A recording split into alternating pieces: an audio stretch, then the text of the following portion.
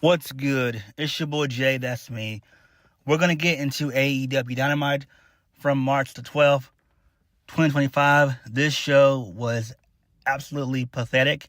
It was a waste of time.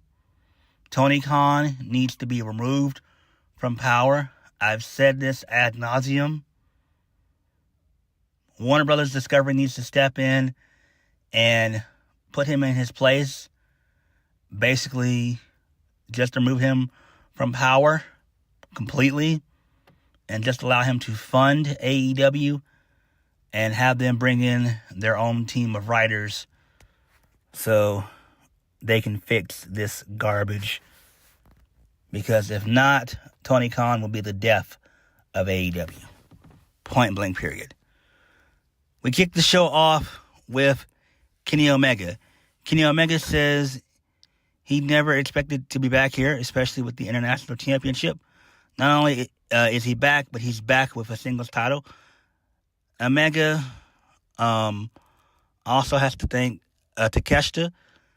So Takeshita pushed Kenny Omega harder at the pay-per-view than he ever could have pushed himself before. Pause. Takeshita made the title truly international, and Kenny Omega wants whoever has this title to legitimately call themselves the best on the planet. And then Kenny Omega says that he'll be watching very closely. Okay, who really cares about this? It's not all that important.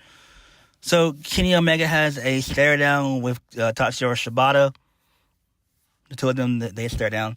All right, let's lead us into our first match of the night. The Ops, which is Samoa Joe, Hook, and Tatsuya Shibata, they defeat Jobbers. Who cares? I don't give a shit about any of this. Moving on. Ricochet says he didn't want that ugly-ass robe anyway. Omega's championship does look pretty, but it would look better on Ricochet's waist. Ricochet knows what Shibata is capable of, but he wants... but he's giving him the option to give up and not show up. Okay. We're getting a lame-ass tournament, which sucks because Tony Khan overdoes these things. He's like Triple H. He can't help himself.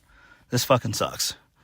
Moving on. So next week, it's going to be Jon Moxley and Cope, the rematch. This time it's going to be in a street fight. Who gives a fuck? Can we please put an end to this garbage? All right? This is killing AEW. This is one of the many things that's killing AEW. Oh my God, this sucks. Moving on, speaking of Jon Moxley reminds us that he used to call Edge the ultimate opportunist. Moxley should put Edge on ice before Christian had a chance to tie his boots. Edge was hurt, but he didn't care. Glassy eyes, sucking wind, but he didn't care. Whatever Edge is made of, it's rare, but if you want to complain about the rules, take the rules away. Street fight next week. Who gives a shit? Fuck this shit. Moving on. Swerve is going to take on the winner of that match at AEW Dynasty. And that's in 4 weeks. Okay, that's fine. Everybody knew that. Moving on. So, Powerhouse Hobbs and Hologram. Yes, Hologram from Collision. They defeat Brian Cage and Jalisco. What? What the fuck is this shit? This is a waste of time. No, my bad. They lose to Brian Cage and Hologram. No, my bad. They actually win. My bad. So, Hobbs gets the win. So, who cares about this? I'm sorry, I made that mistake, guys. I don't give a damn about this show. Moving on. So, Tony Storm comes out next. Finally, a decent part of this miserable show. So, Tony says stitches in her lips, staples in her head, glass in her ass. Tony Storm is here to tell you that this tramp is still the champ. A chunk of Storm's heart will be gone forever, but when she looks at the title, it was well worth it. It was Toni Storm's honor to be our AEW Women's World Champion because this is the most talented locker room in all of pro wrestling. Toni then talks about all the champions of AEW. She mentions Mercedes, and she mentions Jon Moxley, but you'll never hear her meow because she's no pussy, no pussy cat. I like that. Nobody swings like Toni Storm. So, ladies, put your keys in the bowl and let's get this orgy started. That was great. That was a good line right there. It'll be messy and it'll be sweaty, but it'll always be timeless. Nice. And then Megan Bayne attacks Toni Storm from behind. This is fine, I guess, but it's a little bit early to do Megan Bayne versus Toni Storm. They're probably going to save that for, I would say, Double or Nothing.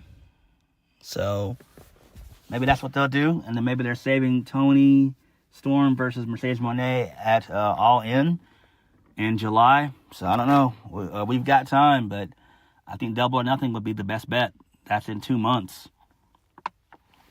That's in 2.5 months from now. So we'll have to see what they're going to do. Moving on. Speedball Mike Bailey. He defeated the Beast Mortis. So this was his debut match. So he's finally in AEW. He's been gone from TNA for about 3 months. 4 months now because he left in November. So they had him, debut here. He got a good reaction. Who cares? Speedball Mike Bailey, he advances into the Fatal 4-Way. Who gives a shit? This was total TNA stuff. This was total Impact stuff. This is something that you would see in 2021 or 2022 of TNA Impact. So, there's that. Are they going to bring in Josh Alexander? They might bring him in. Who cares? It's not going to matter. Moving on. So, Renee Paquette was about to have a backstage interview with Christian Cage, but it was not so. So Christian Cage said he didn't want to talk to anybody that's related to Jon Moxley. He said that he's still the reigning, defending next AEW World Champion, and he wants his contract back. Christian wanted a one-on-one match, but he didn't tap out. He also did not pass out. Christian regulated his breathing and was prepared to turn it around. So Nick Wayne, he grew some balls, and he interrupts Christian, and he tells him that he should have stuck with the plan. He owes him an apology. So Christian shoves Nick Wayne. Mama Wayne stops him, but Christian says keep it up, and she'll be back at the Waffle House. How many titles did Nick win? How many titles did his biological father win? The coward he was. Died in front of his mother's face. Christian Cage will be AEW champion. If it's the last thing he does, the next time they have this conversation, it'll be the last time. Okay, this is interesting. So they're teasing the breakup of the patriarchy. That's some cool shit there. Nice. Moving on. So MJF, he's in his locker room screaming at himself. He's telling himself that he's not enough. And then he punches a mirror. So MJF, he shows up. MJF said he knew Hangman had to cheat to win, and it was a fluke victory. The thing between them isn't over. Pause. So MVP shows up. MJF and MVP, they both embrace. MVP said that he's proud of MJF. Then he gives us a history lesson. MJF volunteered to drive MVP to a HR documentary. That's pretty cool. So MJF told MVP back then that one day he'll be a heavyweight main event world champion. So I'm guessing he must have talked. I guess they must have met at like an MLW show or something like that. I guess I don't fucking know. MVP says what MVP is not proud of is what happened to him on Sunday. Why isn't Max angry? Why isn't he whining? MVP knows why. Max has lost his edge, and people don't know. I mean, people don't respect him anymore. Neither do they fear him. But you know who they do fear? That's the Hurt Syndicate. And what's MJF mission? So MVP then extends his card to MJF. MJF rejects him. MVP says, with all due respect, no, my bad. MJF says, with all due respect, he doesn't need MVP's help, nor does he need his advice. MJF tells us that he was the worst. He was the world champion for 406 days, and the MVP says the key word was. And then so MJF takes MVP's card. Nice. I like this. This is interesting.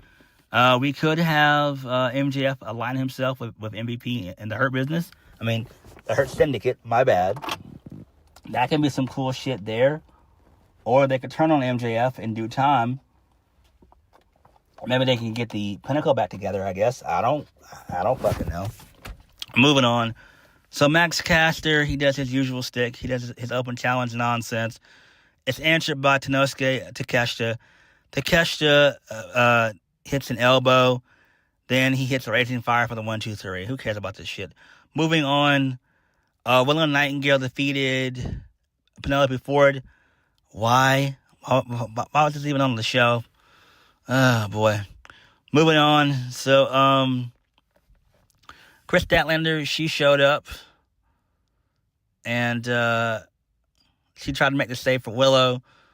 Willow's basically, confused. And then Megan Bain took out everybody. Except for Penelope Ford. So, she hit an F5 on Statlander. Chris Statlander needs to get the fuck out of AEW. She needs to go to NXT or TNA, please. Same thing with Will Hobbs. Moving on. Mercedes Moné. She's in the back with Renee Paquette once again. She has a bruised throat, that being Mercedes Moné. And Mercedes asks Billy Starks to join her. Starks wants to learn from the best. And can that be Mercedes?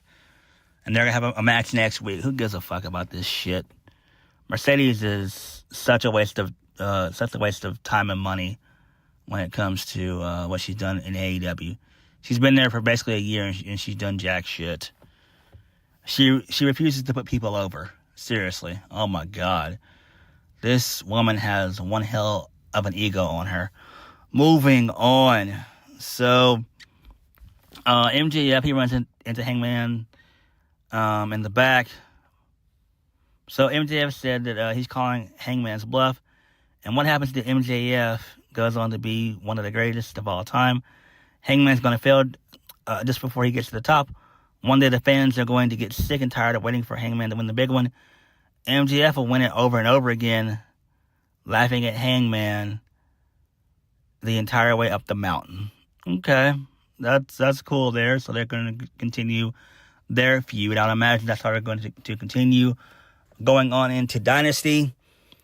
What type of matches are they going to have? Nobody knows.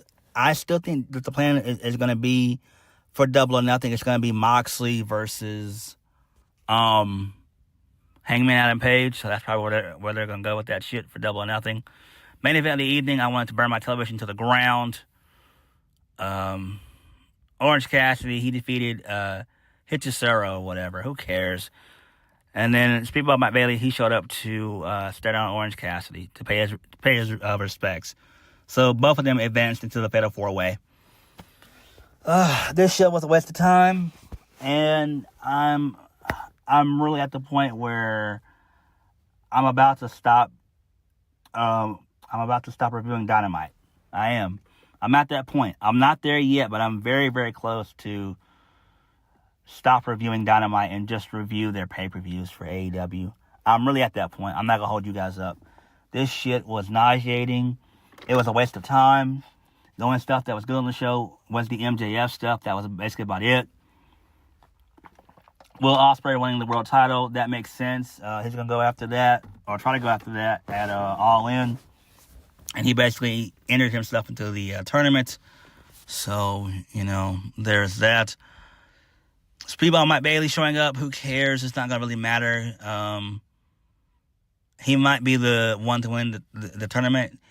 It's either going to be him or Ricochet to face Omega at Dynasty. Who really cares? I don't care about any of this shit. This show sucks, man. It just sucks. What did you guys think of Dynamite? Like, comment, subscribe. Peace.